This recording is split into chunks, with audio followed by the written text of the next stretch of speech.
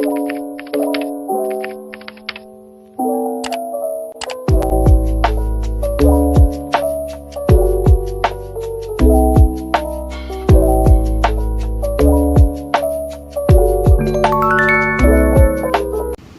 1. Pengertian sistem pengendalian manajemen. A. Pengertian sistem pengendalian manajemen. Pengendalian manajemen merupakan suatu fungsi penting dalam organisasi atau perusahaan. Bagaimana manajer mengatur atau mempengaruhi karyawan bertindak sesuai dengan tujuan perusahaan. B. Sebab-sebab adanya sistem pengendalian manajemen. Yang pertama, kurangnya pengarahan. Kinerja karyawan tidak memadai karena tidak mengetahui tujuan atau apa yang diinginkan perusahaan. 2. Masalah motivasi. Karena tujuan individu dan tujuan perusahaan tidak sejalan karena individu memiliki kepentingan sendiri. Yang ketiga, keterbatasan individu.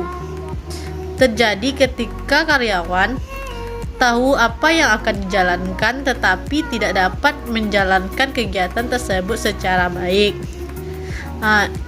C. Kegagalan dalam pengendalian manajemen. Yang pertama, kerugian finansial yang besar. Terjadi ketika sistem pengendalian yang telah diatur tapi gagal, maka akan terjadi kerugian finansial yang besar. 2. Rusaknya reputasi. Ketika perusahaan tidak dapat mengendalikan kinerja karyawan, maka akan rusak reputasi perusahaannya. 3. Kegagalan dalam organisasi. 4. D. Cara menghindari kegagalan dalam pengendalian manajemen. Yang pertama, menghilangkan aktivitas. Yang pertama yaitu lisensi, yaitu pembelian suatu hak tapi tidak mengambil seluruhnya. Divertasi yaitu menjual aset atau saham dengan cara mengurangi apa yang kita miliki. 3. Subkontrak. Menjual aset atau saham dari kontrak besar ke kontrak yang kecil tapi dalam industri yang sama. 2. Otomatisasi, yaitu bagaimana perusahaan mengurangi biaya operasional seperti menggunakan robot, mesin, dan lain-lain. 3. Sentralisasi,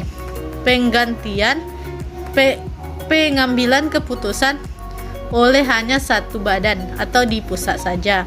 Yang keempat, pembagian risiko, salah satunya seperti penggunaan asuransi dalam perusahaan.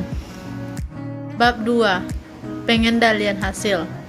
A. Definisi pengendalian hasil, yaitu sistem pengendalian yang memfokuskan pada hasil dari suatu kegiatan atau kinerja untuk mencapai tujuan dari perusahaan. B. Kelemahan desentralisasi, yaitu atau menyesuaikan dengan kondisi perusahaan. Yang pertama, banyak terjadi kecurangan oleh manajer. Yang kedua, semakin panjang keputusan, semakin besar biaya yang dikeluarkan. Yang ketiga, reputasi perusahaan atau hasil dari perusahaan tidak memuaskan. Manfaat desentralisasi yaitu lebih mengetahui kinerja atau hasil secara pribadi. Manfaat sentralisasi yaitu mengetahui secara umum. Elemen pengendalian hasil, yaitu yang pertama, dimensi kinerja, yaitu proses atau tahap-tahap hal yang perlu dikerjakan untuk mencapai hasil atau kinerja dalam suatu perusahaan. 2. Pengukuran kinerja, yaitu bagaimana perusahaan memulai baik terhadap finansial atau non-finansial. Yang ketiga, pengaturan target kinerja, yaitu apa yang menjadi target kita atau perusahaan. 4. Pemberian imbalan, seperti uh, bonus, promosi, jalan-jalan, dan lain-lain. Bab 3. Pengendalian terhadap tindakan, personel, dan budaya. Pengendalian tindakan, yaitu memastikan apakah karyawan melakukan tindakan tertentu yang dapat merugikan, menguntungkan bagi perusahaan. Bentuk dasar pengendalian tindakan yaitu pertama, pembatasan perilaku, yaitu misi dalam pelaporan ada batasan-batasan yang dilakukan tidak merugikan perusahaan. Penilaian pratindakan, sebelum karyawan bertindak dinilai dulu sama manajemen mampu enggak dia atau dapat menguntungkan bagi perusahaan. Akuntabilitas tindakan, bagaimana karyawan bertanggung jawab atas apa yang dilakukan. Redundansi, yaitu karyawan peralatan lebih baik atau besar dari yang dibutuhkan atau disebut juga dengan cadangan. Pengendalian personel, untuk membuat karyawan dapat melakukan tugas yang diinginkan dengan memuaskan secara mandiri. Bentuk dasar pengendalian personel yaitu pertama, seleksi atau penempatan, bagaimana menilai, menyeleksi karyawan untuk dapat menempatkan sesuai dengan kemampuan perusahaan. Pelatihan, semangat untuk bekerja sesuai dengan pelatihan biar bisa menyatukan dengan perusahaan. Ketiga, desain pekerjaan atau resourcing, bagaimana perusahaan tindak bersama pekerjaan di dasar agar dapat menyesuaikan dengan pekerjaan. C.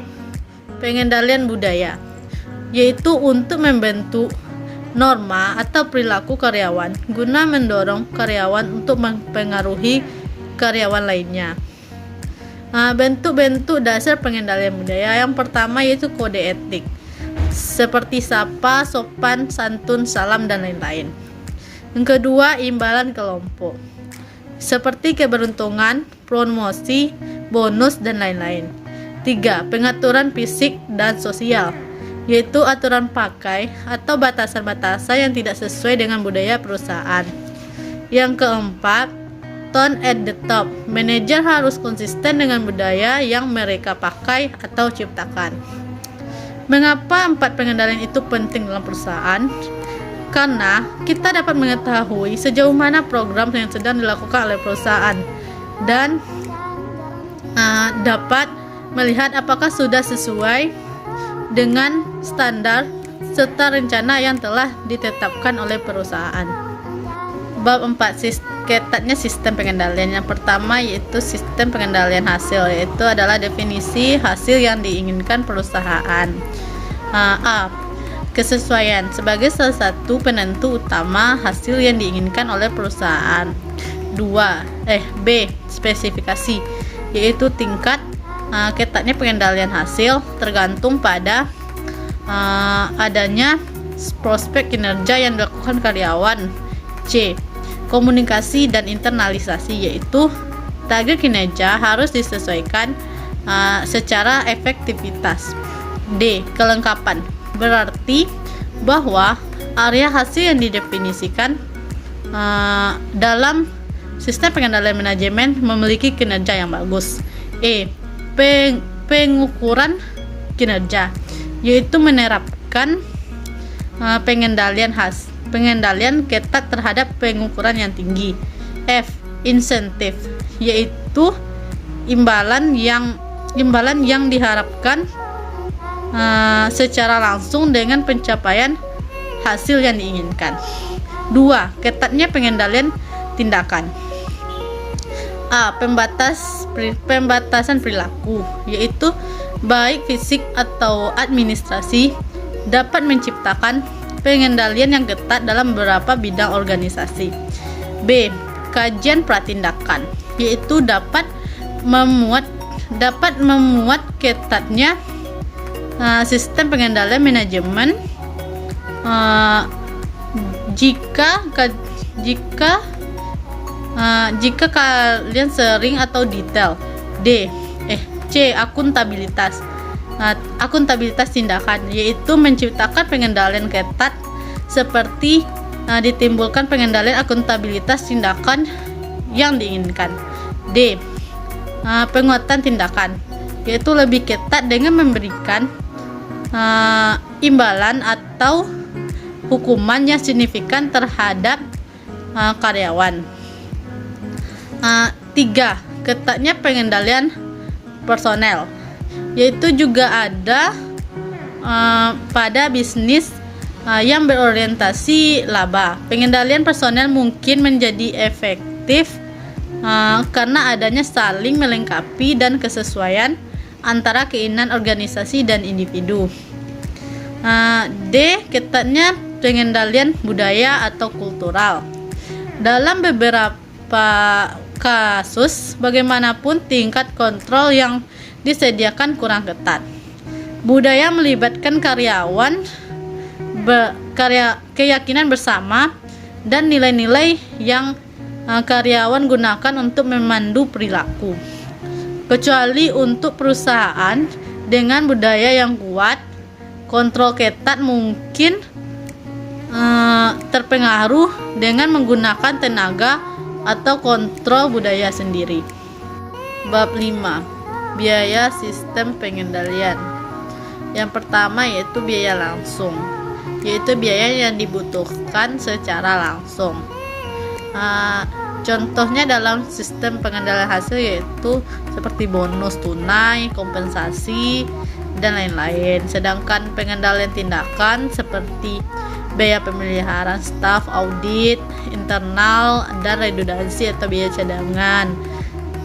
Untuk pengendalian personel seperti biaya pelatihan dan lain-lain. Terus pengendalian budaya seperti imbalan kelompok.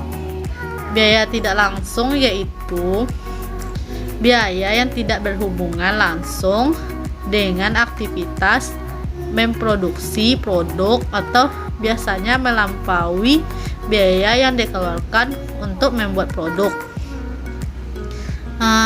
Yang pertama, perubahan perilaku, yaitu efek samping atau feedback yang muncul akibat adanya pengendalian hasil, tindakan personal, dan kultural. Yang kedua, gamesmanship, yaitu tindakan yang dilakukan karyawan untuk meningkatkan indikator kinerja mereka tanpa menghasilkan pengaruh ekonomis yang positif terhadap perusahaan. Perilaku negatif menyebabkan efek negatif terhadap perilaku negatif, mungkin disebabkan oleh banyak hal seperti faktor ekonomi. Yang keempat, penundaan pekerjaan merupakan konsekuensi yang tidak dapat dihindari dari berbagai jenis pekerjaan atau pekerjaan pratindakan.